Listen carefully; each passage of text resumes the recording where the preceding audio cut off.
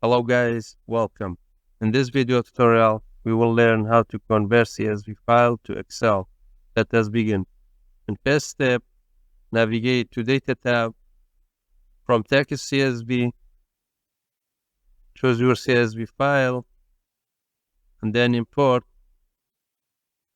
Wait a while.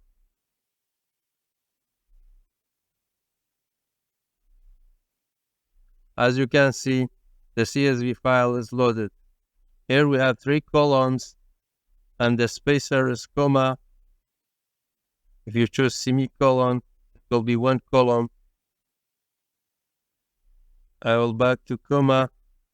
Here we have different options based on S rows, based on entire data set. I will leave as it is. Again, here we have different options. Finish setting your options and then load.